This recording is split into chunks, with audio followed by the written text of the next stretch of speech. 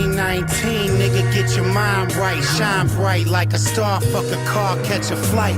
My nigga Fleet pulled up with a half a P. Count paper top down, doing 90 in the V. From FDR to the LSD. I'm still getting bread while in NYC. Shooting with the red lens, passing up my old friends. Niggas still bitching about my old wins. Joe Skibby with Beats, Bends, and Browns. We're here learning about AM early morning. Thanks for your time. And why don't we jump in? Tell us a little bit about your upbringing, your Chicago roots, your family. Yeah, sure, no problem. So I grew up on the west side of Chicago. We call it out west, typically the Tri-Taylor area, also known as Little Italy. Yeah, it's just a lot of background, a lot of family-oriented places between food, clothing stores, all that kind of out here, man. So you kind of got that really home family kind of feeling over here. I started rapping in 2012, battled kind of through the crabs in the bucket kind of thing.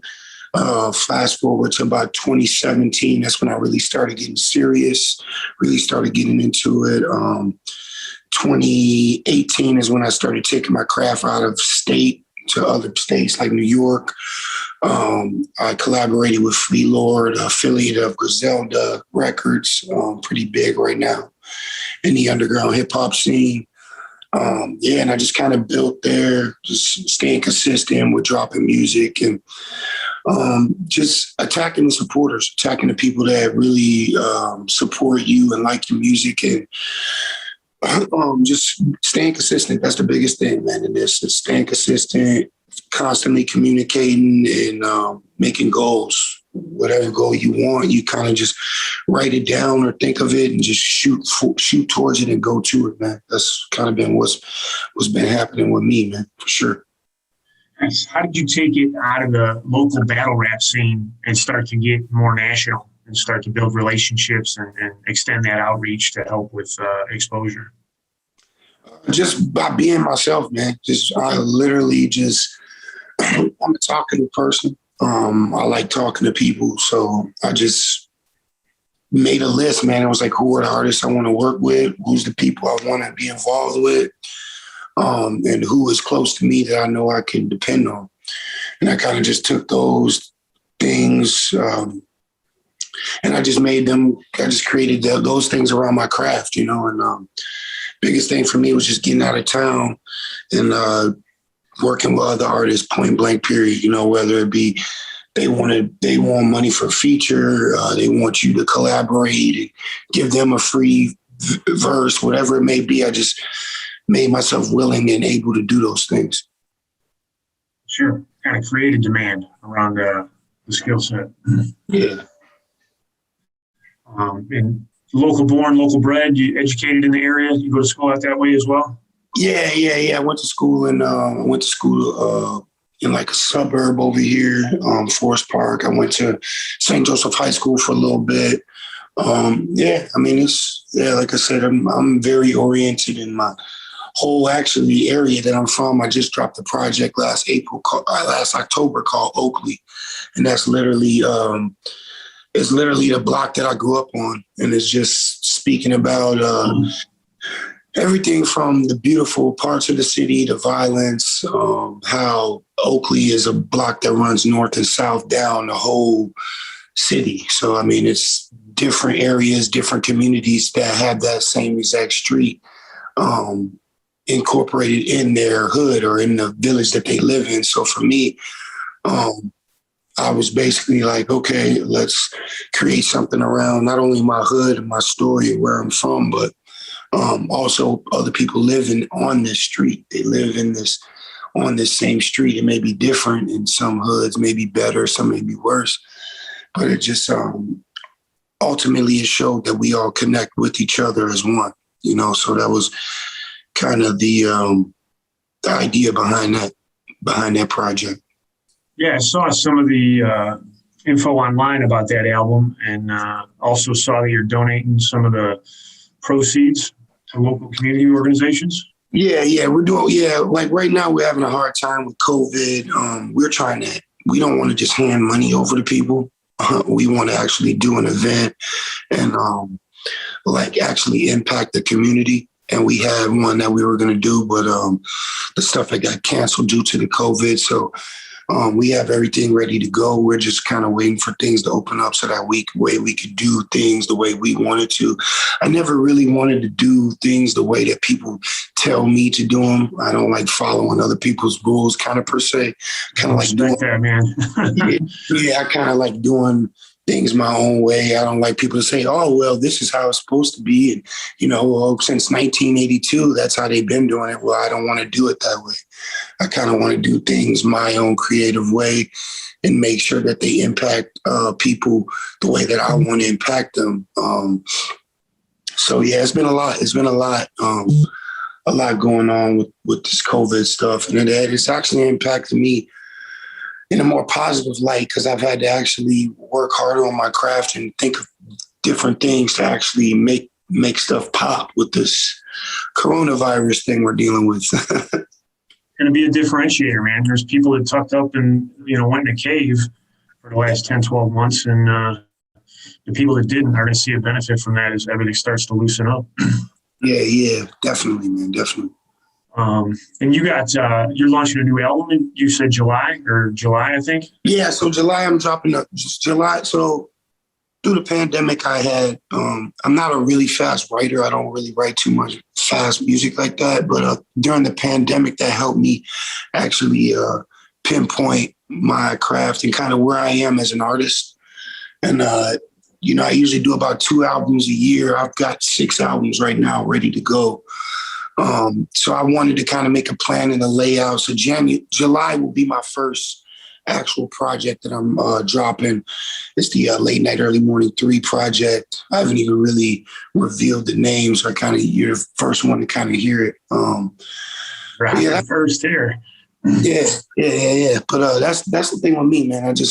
I like to have all my kind of ducks in a row and have everything set and kind of ready to go. Because as a new artist, making mistakes and stuff like that, that's the first things you run into. I've been doing this is my 9th year. So that was one of the first things I taught myself, is to always have as much as you possibly can on point and ready to go with these albums, this artwork, etc., all that, to kind of just make it easy on yourself, So July, we're coming out with the rollout.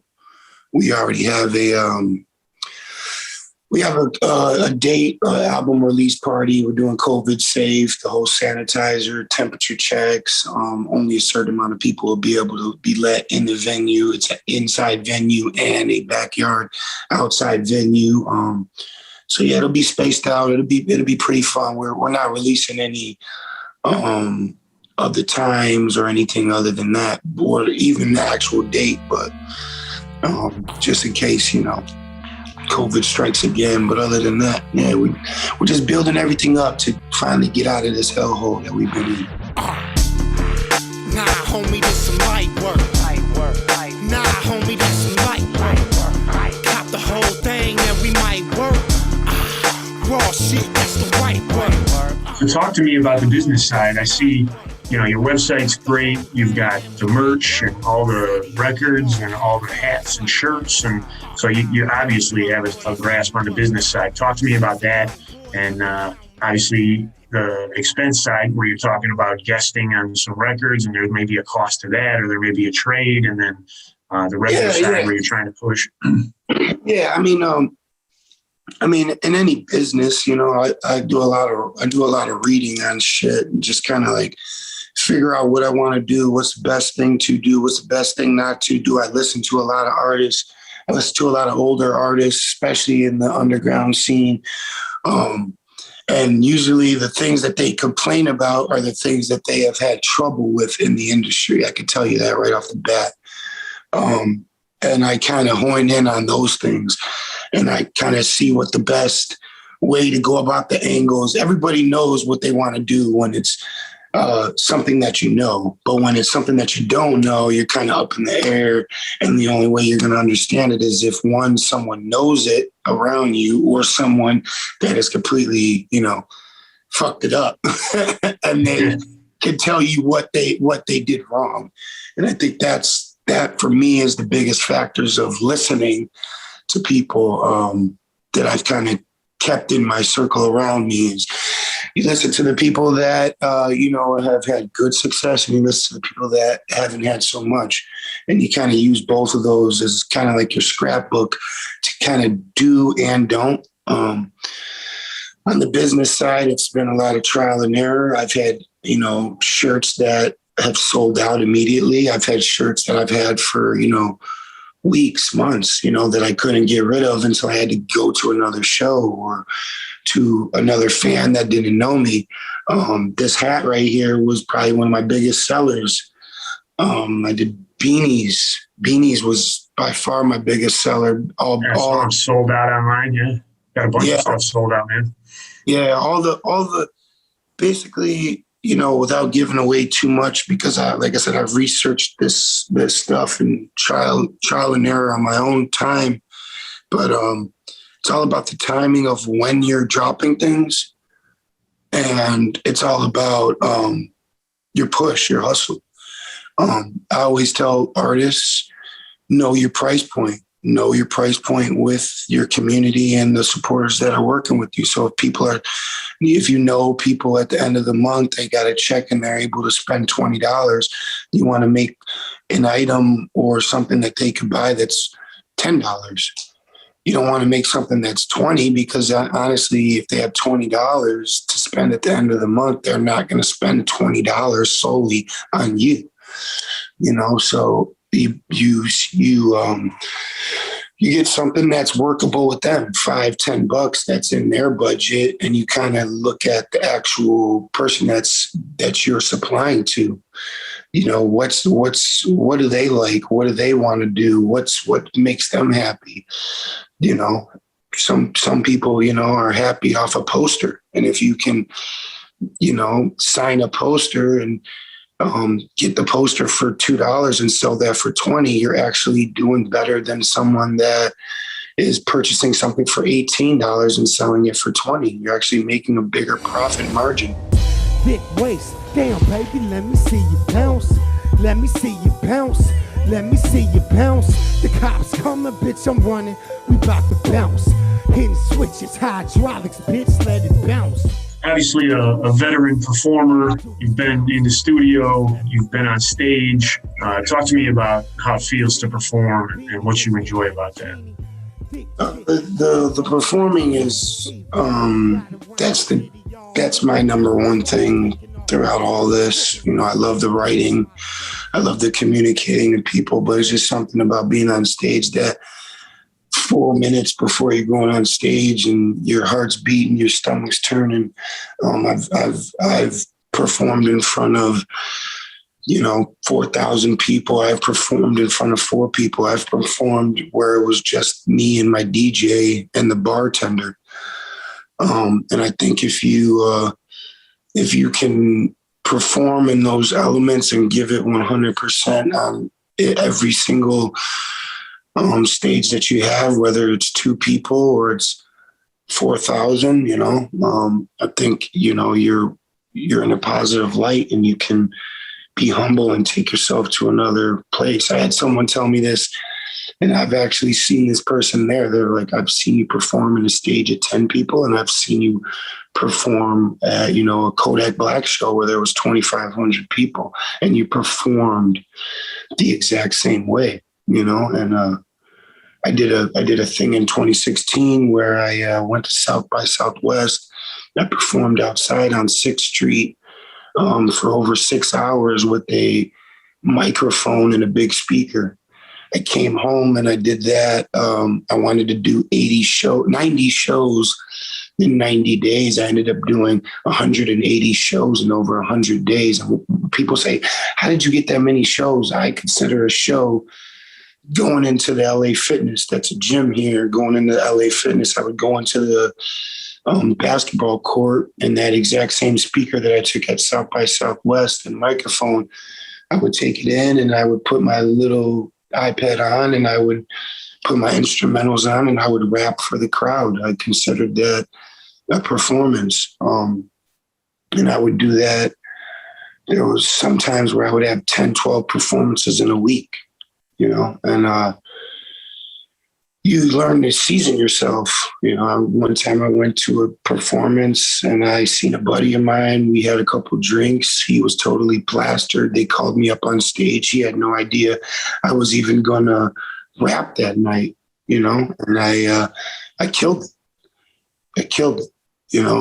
At any moment in time, you need to be able to be on point. I used to sit on the side of stages and wait for performers not to show up at their shows. And I would perform sets on shows that I wasn't even on the bill. My name wasn't even on the bill. And I performed slots that people were too drunk or they were too high or they missed their set time completely. And, it's all on what you want to do. There's been times where I sat places for 7 hours and I didn't rap a song. I don't know that I've ever wanted anything that bad. You know what I mean? Like, I can appreciate the hustle behind that. And, I work hard. I built a business from the ground, but I'd say most of that was an easy challenge for me. I never, I always see people with that level of determination and drive, and it just wows me. So it kind of actually just made me give pause because I'm like, what do I want that bad that I would do those things for? And I appreciate that, man. I really do. I respect that. Yeah, thank you. What about a favorite venue or a stage performance that you really remember out of those, whether it's on the come up or now that you've been playing bigger stages? I played a lot of stages, probably still to this date. I've had some remarkable performances. Probably the best one by far to date is when I wasn't even seasoned, man. It was 2016, 2017. I opened up for Redman and Method Man, exact same place that I opened up for Kodak Black. And it's funny because people say that they're like, you open up for Redman and then the next you open up for Kodak Black. It's like two completely different stages and genres. And the Redman and Method Man by far, just 2,000 people controlling the crowd. A lot of these, that was a pay-for-play show. I got no problem saying it. I tell people that all the time. A lot of these pay-for-play shows, they give you 5 minutes. They give you 3 minutes. You get 8 minutes. Just straight bullshit for the amount of money that you're paying. And I think I paid like $600 for that show. I ended up doing a 15-minute set. And most guys, they get happy, the adrenaline. They want to go back, smoke, drink. I went and talked to the crowd at it. I told them, I said, I'll pay $600, but as long as you give me a merch booth. No other artist that paid got a merch booth or even asked for one. Sure, and it's negotiating for yourself, man. Yeah, so demanding respect. I got off stage. I had already had a blunt rolled. I got off stage smoking it in the crowd, and I directed people to my merch booth. I paid $600 to perform there. Off my merch booth, I made $1,800. So I actually in my book, man. Yeah, so I actually made $1,200 that night. And still to this day, when I tell promoters that, and I tell people that, they're flabbergasted because I actually argued with the promoter, and he said, "Oh, well, I wouldn't give you a merch booth." And I said, "Well, why wouldn't you?" He said, "Oh, well, even if I would want a cut out of that." And I said, "See, that's the reason why artists nowadays are so down, because of people like you. You want to just starve the artist of every single thing you got because you paid $10,000 to get this artist here. Well, guess what? That's what promoters do, is they pay to get artists there, and they pay, and you're supposed to be able to put butts in seats. And if you can't, that's their goal, is filling the stadium. Yeah, if you can't put butts in seats, that's your problem. So you taking my money off something that I already gave you is bullshit. So yeah, I'm not gonna say I dealt with it all because I'm still learning, man. But I love how we started the conversation with you talking about you like to do things your own way. Because I'm the same way, that anti-authoritarian, mentality first, and you got to swallow that sometimes when you're in business for yourself. But then to hear as well that you have the wisdom to listen to the guys who went before you and hear and learn from them and incorporate that into your own style. That's impressive. Yeah, if it wasn't for them, I wouldn't even be as far as I am, because again, like I said, someone told me a long time ago, you learn from other people's fuck ups, man.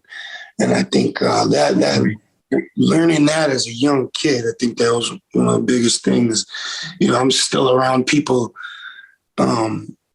today where I'm learning from their situations. It doesn't matter how much money they got. Doesn't matter if they're poor, broke, rich, you know, whatever. I learn from every single person I'm around. Rolling dice, pitching quarters, nigga, get the paper. Need the ones on the left with the alligator. Shooter hanging in your closet like a clean shirt. Off perks, Call of Duty, better hit the dirt.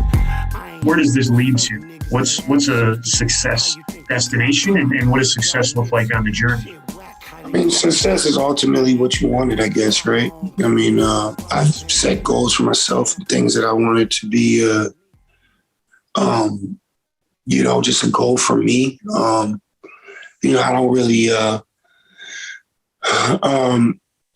I'm a very private person in a sense when I have, you know, a project coming or things, goals that I want to set. I don't really even tell them or let people know about certain things until I'm almost finished in that hand. Like when I do projects and I need to bring people in, I don't tell them almost until I am ready and confident in what I need from them. Because, you know, if I say, hey man, I need this, and you say, okay, well, let's do it, and I'm nowhere near ready for anything that I asked you to do, well, then why did I ask you to do it in the first place?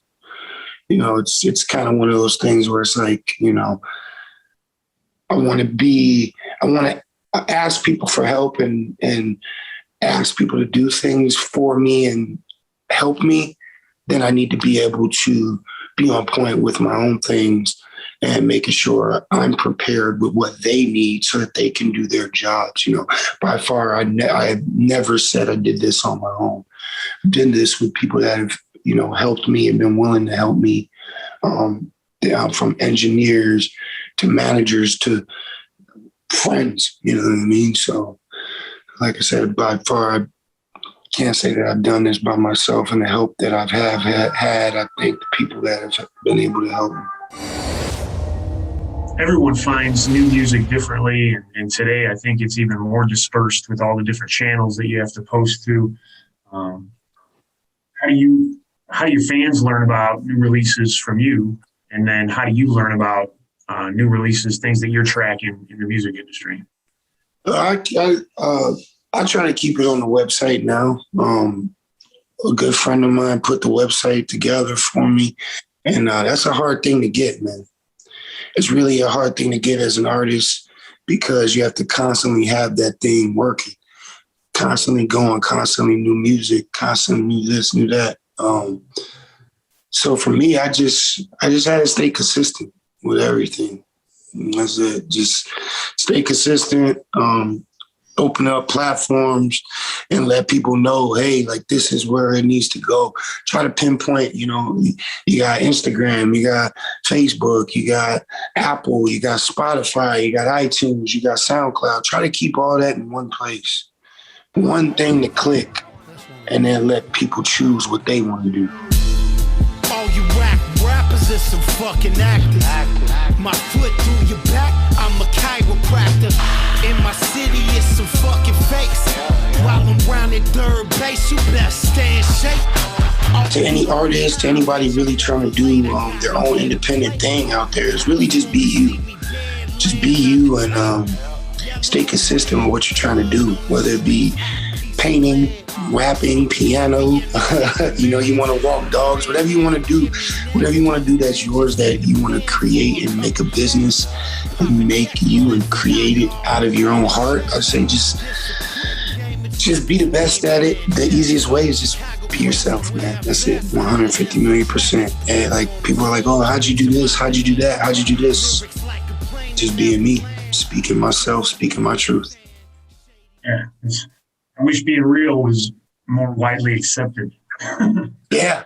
I mean, you know what? I tell people that all the time. I'm like a super positive person. I came from the streets, from the hood, from the Oakley Block, and it was rough there. So it's like people are like, "How are you so positive, man?" I'm like, if I wasn't positive, it would be completely negative, So like for me, I just try to stay as positive as I can and understand as little kids watching me, as people younger, I like that are watching what I'm doing, My son's 6 now, so I gotta watch what I say, Yeah, I can appreciate that.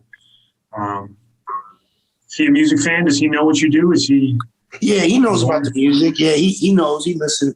He's 6, so he hears it and be like, "Dad, you're cussing." I'm like, "Yeah." So he knows. He knows what it is. I think. For me, it's just I can't lie. I got to be as real as I possibly can with who I am and where I came from. And like I said, this Oakley, my whole hood, where I'm from, is a huge part of me. You know what I mean? The good, the bad, the evil, the blessings, the negativity, the positive, all that. I embrace all that from where I'm from, and yeah, it's been a great life, been a great experience for me. Do you have any influence that you attribute outside of music? Outside of music, it's definitely my mom's. Just a lot of my friends, a lot of people that kind of really inspired me. Obviously, talking to me, you could obviously see I'm a hustler. I've been hustling since I was young. And the hustling, when I say hustle doesn't mean just hustling in the streets, grinding, trapping. It means, somebody having a day-to-day hustle, somebody, my good friend DJ, man, he works at Coca-Cola. He's been working at that since he was 17 years old. You know what I'm saying? My mom worked at the post office for 40 years. You know what I'm saying? Like, there's people around me that inspire me that, they don't have to sell drugs, or they don't have to be in the streets, or they don't have to wear gold chains, or they don't have to wear a bathing apron, nice clothing to be, you know what I'm saying? Like an inspiration to me, you know what I'm saying? Like, my mom retired from a job from 40 years. You know what I mean? Her first job ever was Burger King. Her second job was where she retired from. So like that, shit like that inspires me. You know what I mean? Like, people like that inspire me. You know what I mean? My son's great grandmother, she's had a hair salon school for over 50 years. You know what I'm saying? Like, she 80 years old. That's a crazy accomplishment. So like, those are, it's like people outside of music, those are the people that inspire me 100%. Yeah, no, sometimes it's just consistency that's inspiring. To be Yeah. able to persevere with the ups and downs and go through everything they've gone through in a 50-year career. There's been challenges, right? Right. Yeah. That's for sure, man. What about legacy? We're talking about your son, we're talking about family, talking about your hip hop career. What do you see as your legacy? What do you hope to leave as a legacy at some point? At the end of the day, it's just good music. You know what I mean? Like, I'm going to be known for what I'm going to be known for. I'm going to be known for who I'm going to be in the streets and all that. And that's going to be what it is, But as far as like me leaving a legacy, I feel like I'm already imprinted. You know what I mean? I ain't got to really say I'm a legend. People going to do that on their own. You know what I mean? I've already had people try to say that and, be like, "Oh man, you remind me of this, and, you're this, you're that." And I got my own accomplishments, man. So, when I accomplish that and I do that, that's when I'll let everybody else say what they need to say. What about some favorite artists that maybe influenced you early on? Favorite artists, definitely Biggie Smalls. That's probably top. Big L, one of the just like starters of my whole rap career. And a lot of people were shocked on this. Master P, That was like when my mom didn't really let me listen to 90s rap. I was born in 87. So when all that kind of like hot shit was coming out, I didn't really get a chance to listen to rap till I was like probably like 14, you know? So I was born in 87. So 10 years, 90, 95, 97, that's kind of when all like, to me, all the like crazy shit was happening. You know, I didn't start on the Big Daddy Kings and all that. You know, I came to that shit later, man, you know, Master P and all that stuff. That was the stuff that I first started. And then it got into Big L and Biggie and Coogee Rap and Mobb Deep and all that started coming right after, because that's when the internet, you know, the Winamax and all that shit started coming out, and Napster and all that. So it was accessible. If you were going to go on a road trip cross country and you had to pick 3 artists for that entire playlist, who would you go with? Entire playlist. Of the entire duration of the trip, you've got 3 hours and 3 artists. So it would be West Side Gun. It would be we're talking about right now. We're talking about today. So I'm just gonna keep it 100 because I listen to a billion artists. So it'd be West Side Gun. It would be some type of Bob Marley radio. And then it would be some type of Lo-fi station on Spotify, man. Yeah, like I don't even really listen to rap too much. I'll be real with you.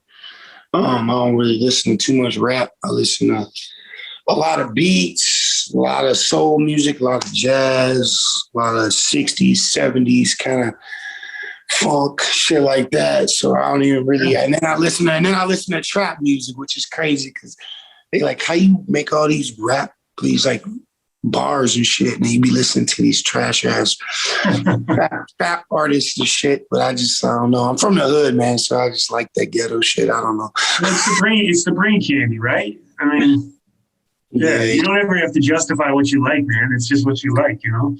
Yeah. So if there was an artist out now, living, deceased, that you'd like to guest spot on, who would it be and why? If you haven't already. Nah. It'd probably be somebody like Adele. Somebody like Adele or like Celine Dion, to be honest with you. Just because like where I'm at right now, I'm in the whole Griselda lane. Everybody knows me for that. I'm kind of stuck in that kind of little thing, which isn't a bad thing because that's kind of where I wanted to be with the lyrics. But I would like to do more songs with artists, women artists, not so much pop, but just I feel like the next lane. I don't even like saying this shit because then when it happens, you're like, oh yeah, AM said it. I feel like the next thing that's going to happen is the rappers are going to start bringing more singers and trying to incorporate like singing, hustling kind of style with it, if that makes sense. People are going to try to bring the like rough, rugged like bars with like kind of like the sexy kind of like singing voice and shit. I think that's going to be with the kind of the genre that I'm in. Yeah, no, it's all marketing, right? Crossover appeal. You got to look to sell this market with this market, and I don't see that as far-fetched at all. Yeah.